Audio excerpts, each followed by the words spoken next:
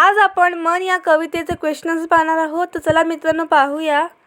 तर पहिलं पाहूया शब्दार्थ. चपळीचा शब्दार्थ आहे चपळ, क्विक. तंत्रचा आहे भीती, फिअर. ढोरचा आहे गाय, बैल किंवा म्हैस, कॅटल. हाकळाचा आहे हाकलणे. जहरीचा आहे विषारी, पॉयझनियस. इंचूचा आहे विंचू, स्कॉर्पियन. ईजचा आहे वीज, थंडरबोल्ट. मायना म्हणजे सामावणे, इन्क्ल्यूज.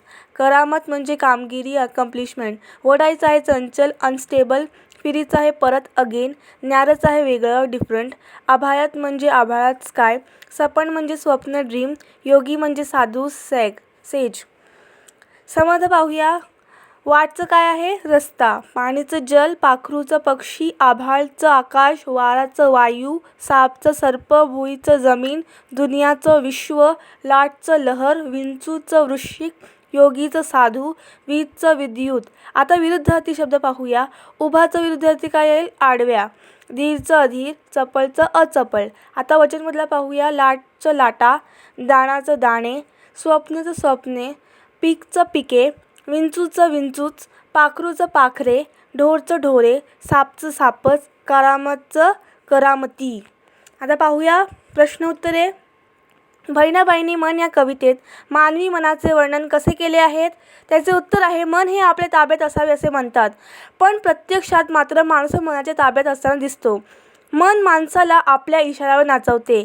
असे हे बहुरूपी, बहुढंगी, अणकालीन मनाचे वर्णन कवयित्री बहिणाबाई आपल्या मन या कवितेत करतात. माणसाचे मन हे असेच पिकात घुसणारे ढोळासारखे वडाय आहे, म्हणजे ओढाल असते, उन्हाळ असते.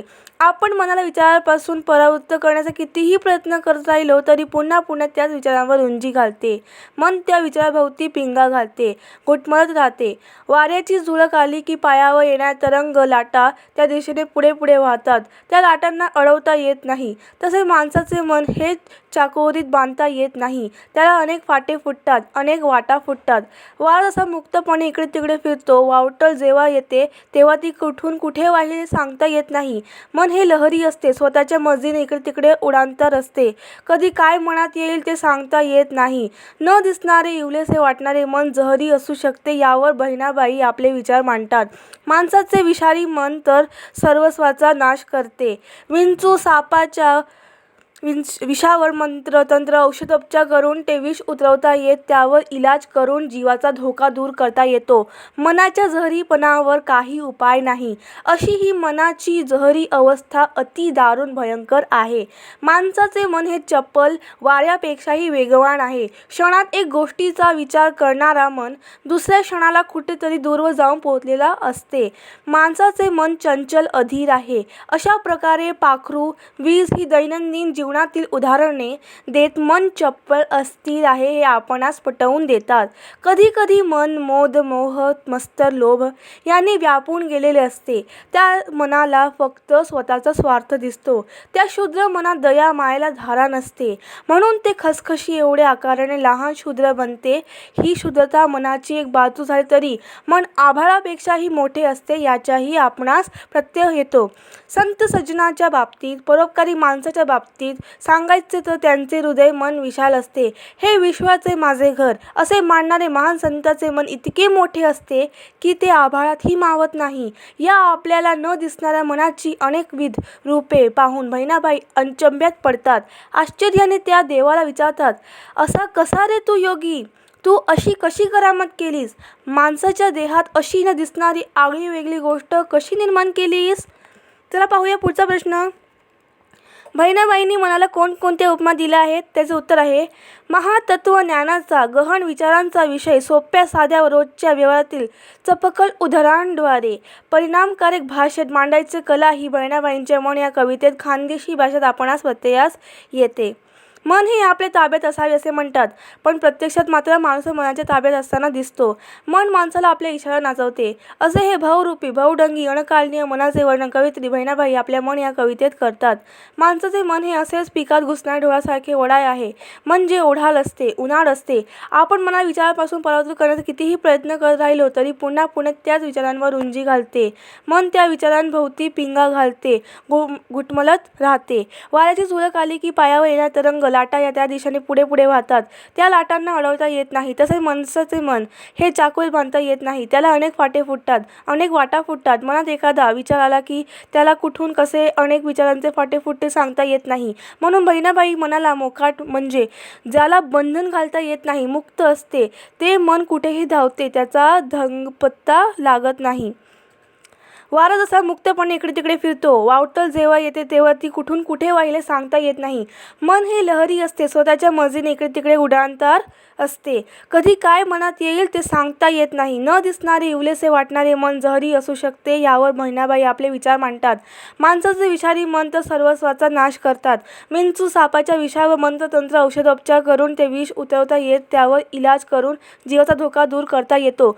मनाच्या जहरीपणावर काही उपाय नाही. अशी ही मनाची जहरी अवस्था अति दारुण भयंकर आहे. माणसाचे मन हे चपल वाऱ्यापेक्षाही वेगवान आहे. क्षणात एक गोष्टीचा विचार करणारे मन दुसऱ्या क्षणाला कुठेतरी दूरवर जाऊन पोचलेले असते. माणसाचे मन चंचल अधीर आहे. अशा प्रकारे पाखरू, वीज ही दैनंदिन जीवनातील उदाहरणे देत मन चपल अस्थिर आहे हे आपणास पटवून देतात. कधी कधी मन मद, मोह, मस्त, लोभ यांनी व्यापून गेलेले असते. त्या मनाला फक्त स्वतःचा स्वार्थ दिसतो. त्या क्षुद्र मनात दया मायेला धारा नसते, म्हणून ते खसखशी एवढ्या आकाराने लहान क्षुद्र बनते. ही क्षुद्रता मनाची एक बाजू झाली तरी मन आभाळापेक्षाही मोठे असते, याचाही आपणास प्रत्यय येतो. संत सज्जनांच्या बाबतीत, परोपकारी माणसाच्या बाबतीत सांगायचं तर त्यांचे हृदय मन विशाल असते.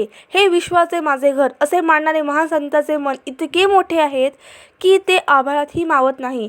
या आपल्या न दिसणाऱ्या मनाची अनेकविध रूपे पाहून बहिणाबाई अचंब्यात पडतात. आश्चर्याने त्या देवाला विचारतात, असा कसा रे तू योगी? तू अशी कशी करामत केलीस?